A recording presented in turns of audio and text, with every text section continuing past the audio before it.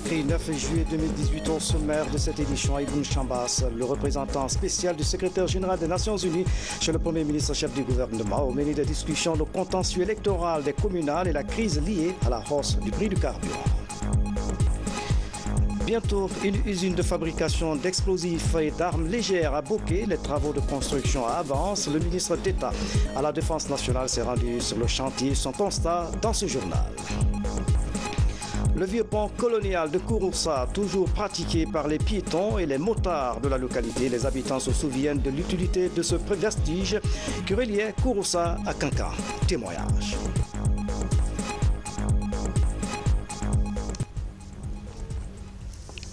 Mesdames et messieurs, bonsoir. Merci de l'attention et bienvenue dans cette édition. Le Premier ministre chef du gouvernement s'est entretenu ce lundi avec le représentant spécial du secrétaire général des Nations Unies. Au cœur des échanges, la situation socio-politique du pays, le contentieux électoral des communales et la reconstruction de la restructuration de la CENI. Dr Ibrahima Kassory Fofana et Ibn Chambas ont évoqué aussi les problèmes liés à l'augmentation du prix du carburant à la pompe. Le résumé de cette audience avec Hadi Kamara.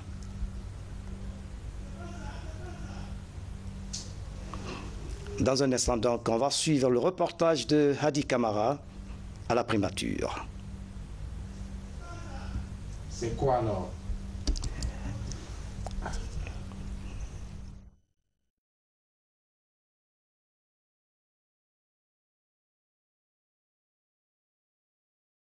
Je vous le disais.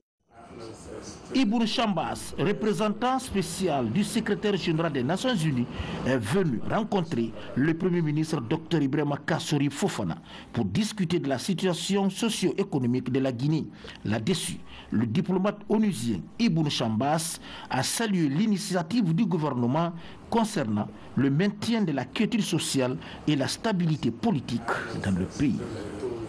Nous sommes, en tant que Nations Unies, appréciatifs de rôle que M. le Premier ministre a joué, et son gouvernement également, pour avancer le dialogue politique et surtout pour les résultats issus de ce dialogue politique. Nous avons vu un apaisement de la situation politique et un avancement, par exemple, l'adoption par l'Assemblée nationale de la nouvelle loi sur la CENI. La promotion du dialogue politique et la performance du cadrage macroéconomique du pays constituent d'autres chantiers du gouvernement guinéen. Ici, Ibn Chambas promet que son institution mettra tout en œuvre pour accompagner le gouvernement guinéen dans son programme de développement. En ce qui concerne aussi la situation socio-économique, nous avons bien apprécié l'approche du Premier ministre, l'approche de dialogue, l'approche d'ouverture, des engagements avec la société civile, les syndicats, le leader de la communauté, et pour mieux expliquer les défis qui confrontent ce pays, mais également non seulement la Guinée, mais l'Afrique tout entière. Nous avons des défis socio-économiques liés à la hausse du prix de pétrole, qui est un problème général, mais il faut, en tant que gouvernement, bien expliquer aux uns et aux autres pour comprendre le sacrifice qui est nécessaire de la part de tout. Très satisfait de la visite et des mots aimables à l'endroit du gouvernement, le Premier ministre Dr Ibrahima Kassory Fofana a pris l'engagement à renforcer la collaboration entre l'institution et notre pays en vue de faciliter la réalisation de nombreux projets destinés aux populations guinéennes. Les acteurs du processus électoral examinent le fichier de la CENI. Le comité technique de l'audit du fichier électoral tente de trouver des stratégies pour assainir la liste électorale. L'opération durera un mois. Makeme Donzo sur les travaux. Course contre la montre pour le comité technique de l'audit du fichier électoral. Il a 30 jours au maximum pour auditer le fichier. Le rapport final de cet audit sera le préalable au lancement du dossier d'appel d'offres pour le recrutement d'un opérateur pour la révision de la liste électorale. Cette procédure a été adoptée, je peux dire, par dérogation à la procédure réelle qui est prévue dans le code électoral. Si nous avons coopté des institutions pour nous aider à avoir des experts pour l'audit, c'est parce que si nous avions employé le délai réel, nous ne pourrions pas respecter ce délai par rapport à la révision des listes électorales et par rapport à l'élection législative. Pourquoi cette procédure a été adoptée et elle est acceptée par toutes les parties. Nous sommes en train d'aller bon train. Les acteurs qui siègent dans ce comité technique viennent de l'Union européenne, du PNUD et l'OIF. Le comité sera appuyé par des consultants venus des 3 groupes parlementaires. Le représentant spécial du secrétaire général des Nations Unies pour l'Afrique de l'Ouest suivra de près le travail du comité. Sur le dialogue entre partis politiques, il était question de voir comment travailler avec la CENI, renforcer la capacité de la CENI pour faire entamer quelques activités comme l'audit fichier, etc. Et le système Nations Unies a pris l'engagement de travailler avec le président de CENI pour donner quelques appuis. Donc nous avons discuté, voir comment avancer avec cet appui. Nous sommes engagés de continuer de travailler avec la CENI. Le mandat des députés expire le 5 avril 2019. 3 mois avant la fin de ce mandat, la loi demande à la Commission électorale nationale indépendante d'organiser les élections législatives. Dans l'actualité encore, la ville de Conakry a enregistré des perturbations dans la circulation routière. Plusieurs axes routiers ont été barricadés par des manifestants suite à la grève perlée lancée par les centrales syndicales CNTG et USTG.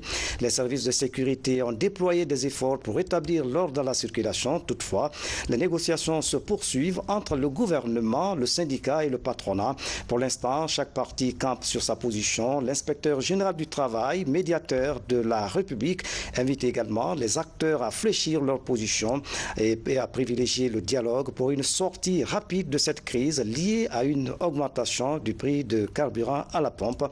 L'espoir est donc permis.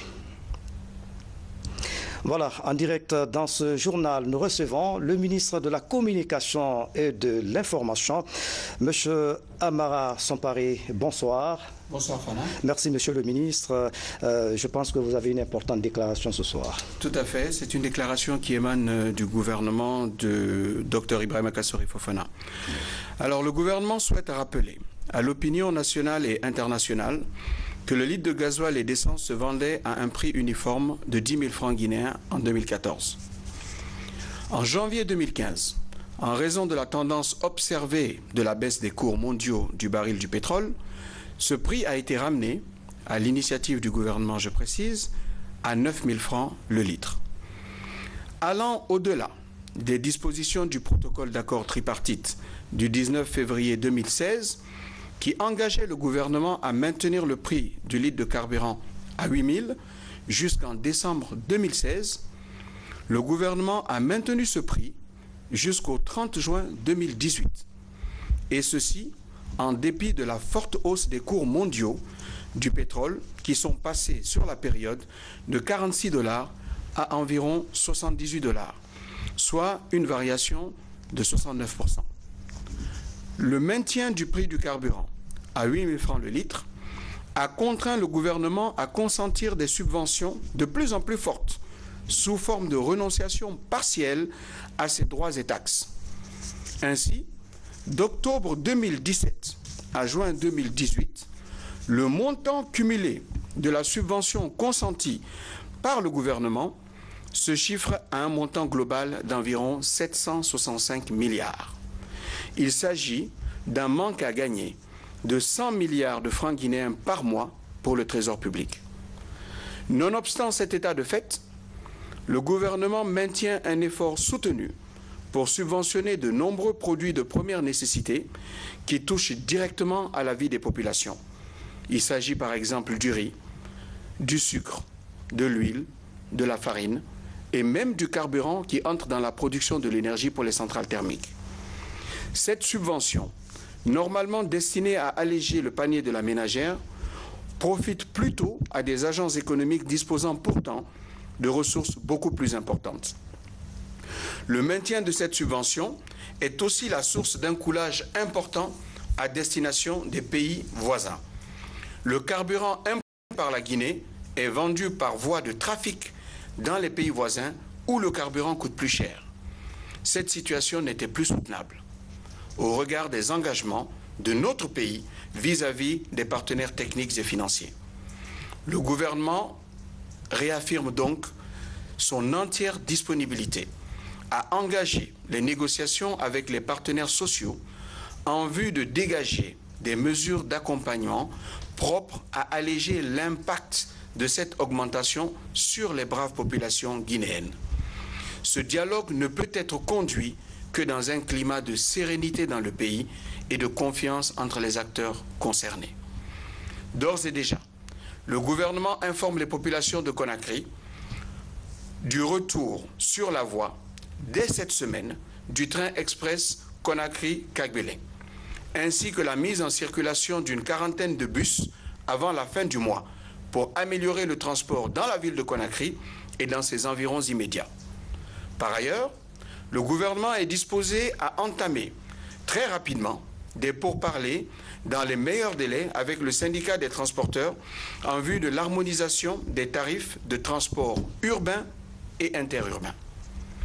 Le gouvernement en appelle à la responsabilité citoyenne des Guinéennes et des Guinéens pour que cette situation ne soit pas mise à profit pour compromettre la paix sociale et la quiétude des populations guinéennes. En tout état de cause, le gouvernement rassure les populations guinéennes que toutes les dispositions nécessaires ont été prises pour préserver l'ordre public et assurer la sécurité des biens et des personnes. Je vous remercie. Monsieur Amara Sampari, ministre de l'Information et de la Communication. Merci, monsieur le ministre. Dans le même registre, les leaders religieux de Guinée sont préoccupés par la situation sociopolitique qui prévaut dans le pays. Ils sont unanimement lancé un appel au calme et à la retenue à toutes les parties prenantes des négociations, mais aussi à la population. Une déclaration lue par Mohamed Sayon Bangoura. Très préoccupés par la crise sociale provoquée par l'augmentation du prix du litre d'essence à la pompe entre le gouvernement guinéen d'une part, les responsables syndicaux et de la société civile de l'autre, les leaders religieux du secrétariat général des affaires religieuses, du collège des imams de la grande mosquée Faisal, du bureau de l'inspection régionale de la ville de Conakry et des 5 bureaux communaux de la capitale demandent très humblement et avec insistance au nom de toute la communauté musulmane de Guinée aux deux parties concernées de revenir à de bons sentiments et d'accepter de venir à la table de négociation pour la préservation de la paix et le renforcement de la quiétude sociale de notre pays, la Guinée. Les leaders religieux rappellent que cette période coïncide fort malheureusement avec le lancement officiel des séances de vaccination et de sensibilisation des pèlerins ont connu de sérieuses perturbations compte tenu de la situation qui prévaut.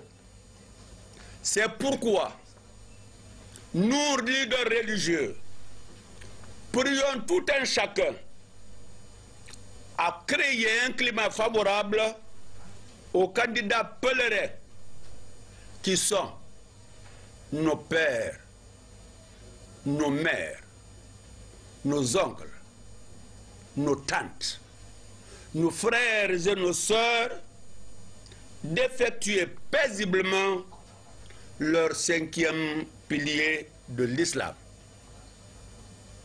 Il faut retenir que toute perturbation pendant les jours qui suivent, au-delà d'aujourd'hui, portera un préjudice sérieux au calendrier de l'organisation du pèlerinage guinéen.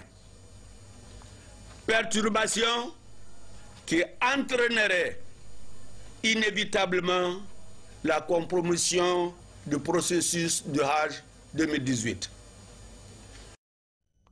Et puis, vous suivrez la version langue nationale de cette déclaration juste après cette édition d'information. Le ministère des Travaux publics et ses partenaires techniques sont préoccupés par la reconstruction du pont de Lissan. C'est en bref. Des travaux d'urgence sont engagés pour la reprise rapide de cet ouvrage. Le ministre Moustapha Naïti s'est rendu sur les lieux pour motiver les techniciens à accélérer les travaux. Cependant, 2 autres ouvrages de franchissement ont cédé à Kéréouani suite à une forte pluie. Le reportage de Taban Silla dans nos prochaines éditions d'information. Nous vous amenons à présent à Kinyanyang, dans la préfecture de Bofa, où un forum a été organisé à l'intention des communautés impactées par le projet Bel Air Mining à Loufer. La rencontre aura permis de créer un cadre de dialogue entre les partenaires miniers et les communautés. La démarche vise à renforcer la cohabitation. Mamad Babangoura et Lancé Koulibaly signent ce reportage. L'exploitation et d'exportation de la bauxite de Bofa par Bel Air Mining à Loufer va bientôt entrer dans sa phase de production. La nécessité d'informer les communautés impactées est déterminante pour la réussite des opérations. La démarche vise à créer un cadre de dialogue franc entre Bel Air Mining et les communautés impactées. On démarre l'exploitation normalement si tout se passe bien dans quelques semaines. Et donc on va constater sur le terrain un changement dans la façon dont la route minière est utilisée. Par exemple, le port va commencer à fonctionner également. Et donc l'interaction avec les communautés va également changer de nature et d'intensité. Donc il est vraiment important qu'on constitue un espace de dialogue pour sensibiliser les communautés sur justement les questions de santé et de sécurité en relation avec l'activité minière. Pour faciliter la compréhension, les représentants des villages concernés, repartis en 3 groupes de travail, ont été édifiés à travers des thématiques liées à l'environnement, la santé-sécurité, la gestion des conflits, mines et géologie. La prise en compte des préoccupations des communautés a également fait l'objet de discussions. C'est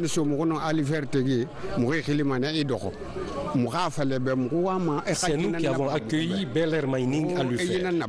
Quand un problème se pose, nous le discutons autour d'une table et ensemble nous trouvons la solution.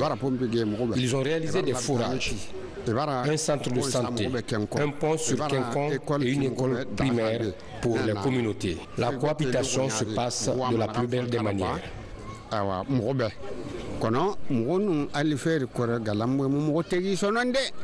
Cette plateforme, véritable cadre d'échange et de dialogue, est la première d'une série qui couvrira les villages impactés par le projet.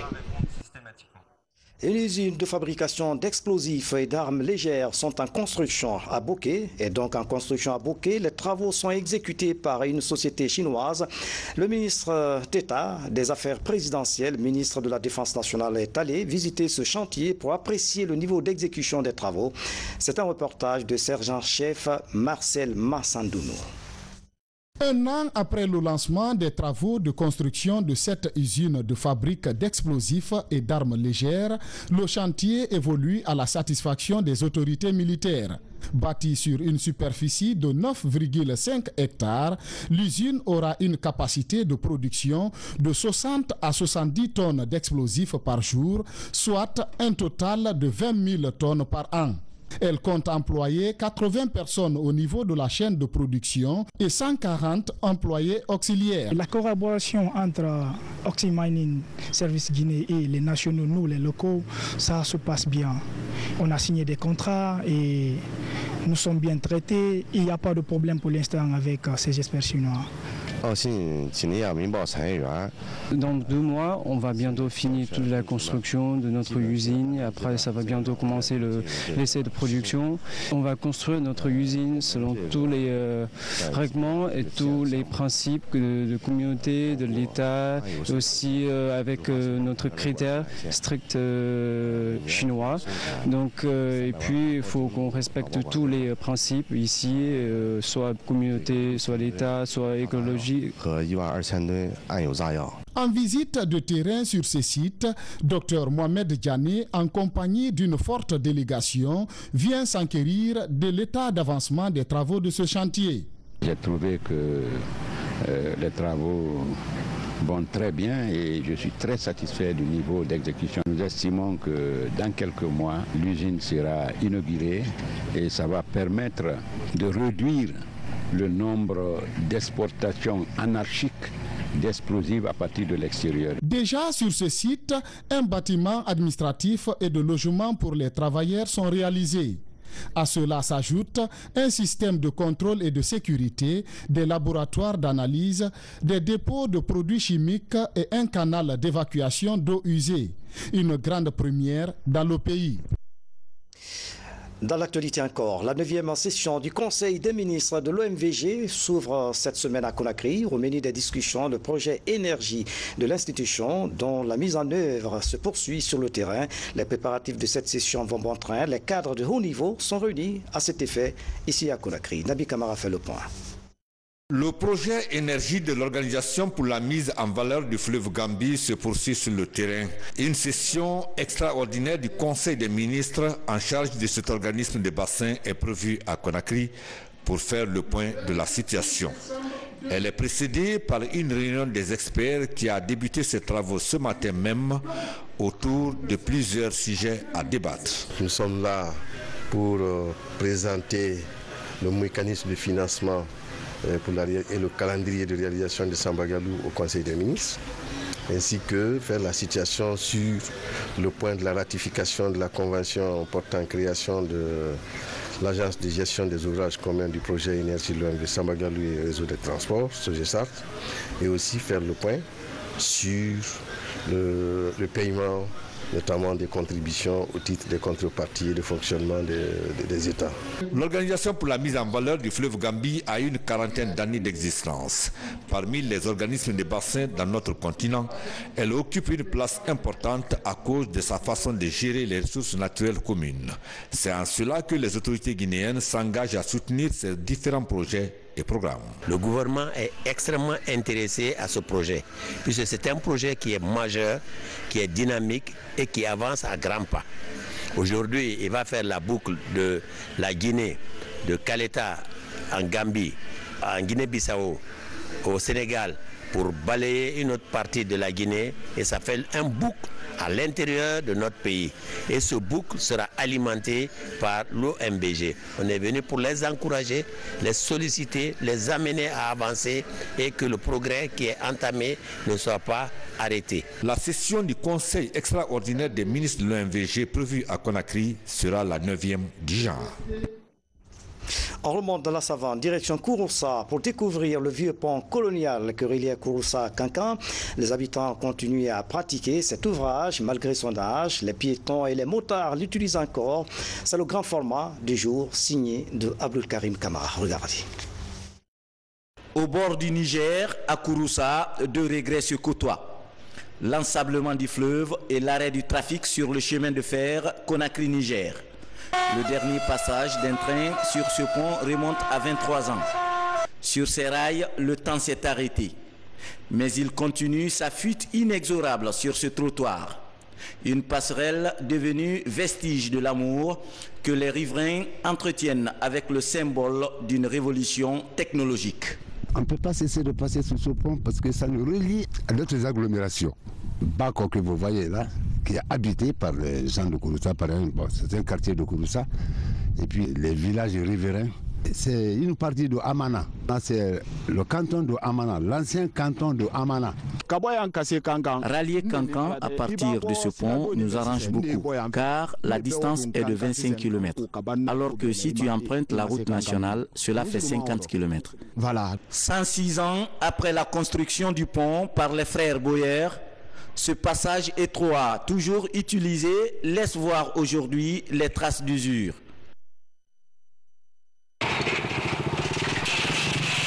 Désormais, c'est la peur au ventre pour les piétons et motards pendant la traversée. Tous les éléments du trottoir ont presque lâché. Nous, les passants, sommes très inquiets pendant la traversée. Dès que tu tentes de regarder les trous, tu as tout de suite le vertige. Tout le monde a peur. La natte du trottoir est victime de son utilité. Derrière ce pont, le poumon économique du Amana. Des villages comme Sanankoro, Bako, Sangbarala, Baro font office de grenier de la préfecture. À vocation agro-pastorale, ces localités ont également des sites d'exploitation de l'or. Ces villages, en plus grande partie, ils cultivent, ils envoient à vivre ici, et les vivres à Kouroussa, au marché. Ils vont venir tout à l'heure dans le marché. On a besoin d'eux, hein? On a besoin d'eux, mutuellement.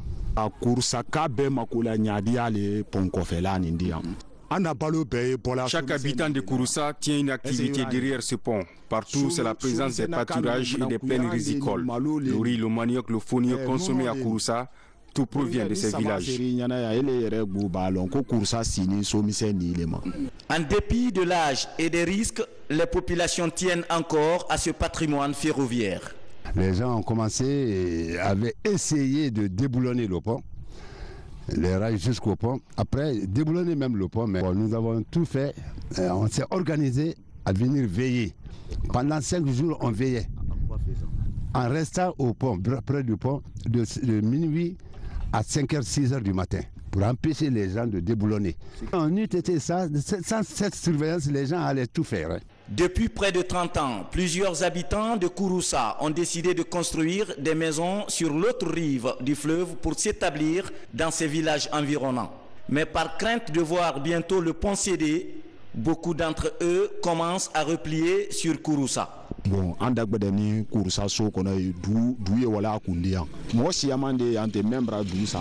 peut plus trouver suffisamment de domaines d'habitation à Kouroussa-Ville. Beaucoup avaient construit derrière le pont. Mais vu son état actuel, les gens n'ont plus le courage de continuer.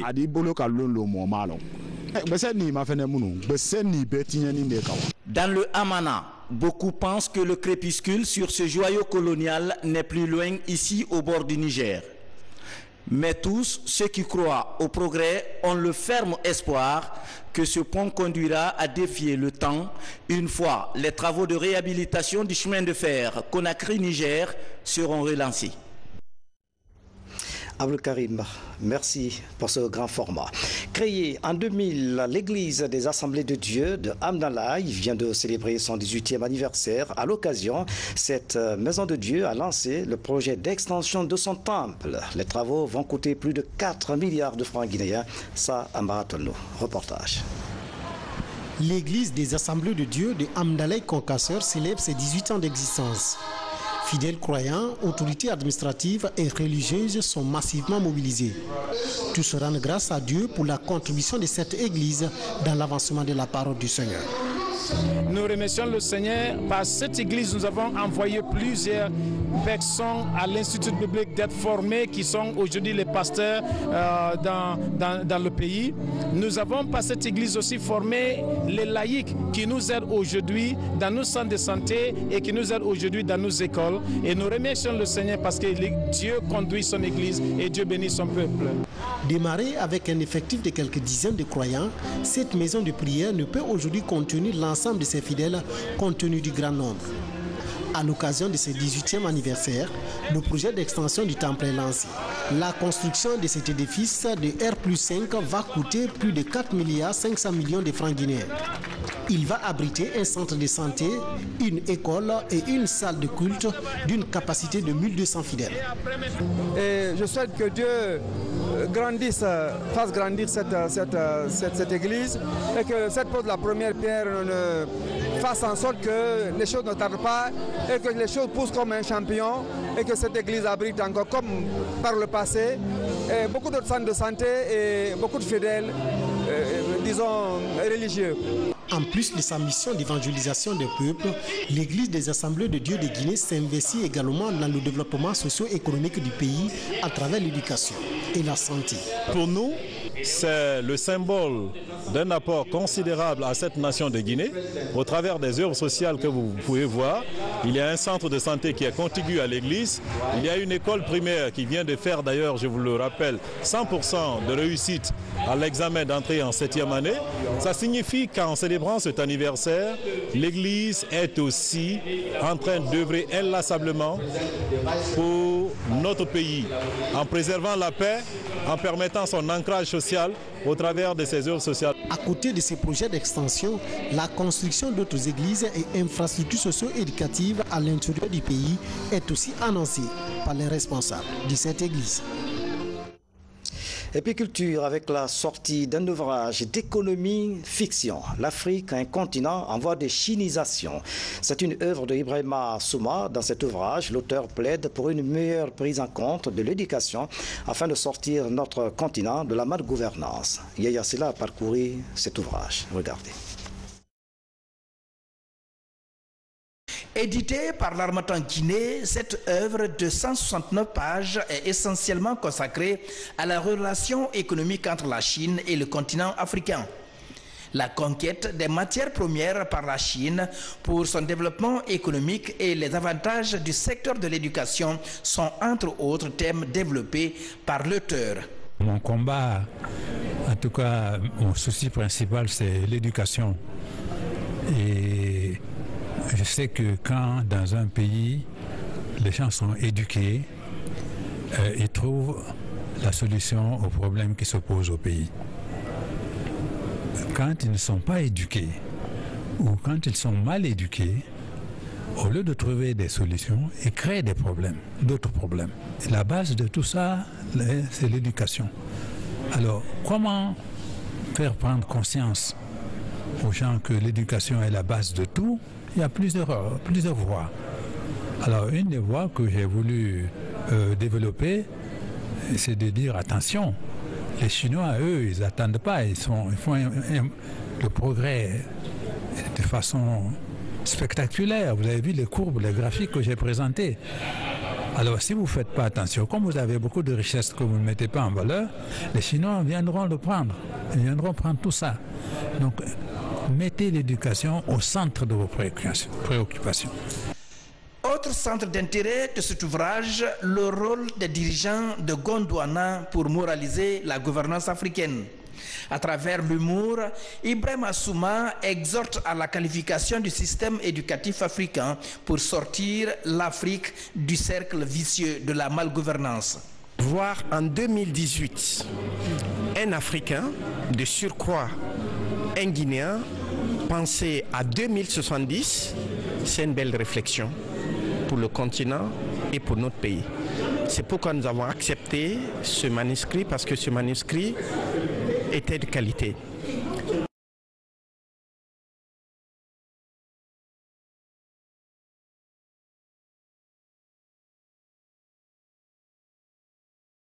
La conclusion, c'est le travail, c'est l'éducation et la bonne gouvernance. Au-delà de cette œuvre, Ibrahima Souma, l'auteur, avait publié 2 autres titres qui sont L'avenir de l'industrie minière en Guinée et Les mines de Guinée, comment cela fonctionne. Des titres traduits en anglais et chinois et considérés comme des best-sellers de la maison d'édition L'Harmattan. Voilà, c'est la fin de cette édition à tous. Merci de nous avoir suivis. Excellente soirée, où que vous soyez dans le monde. À demain.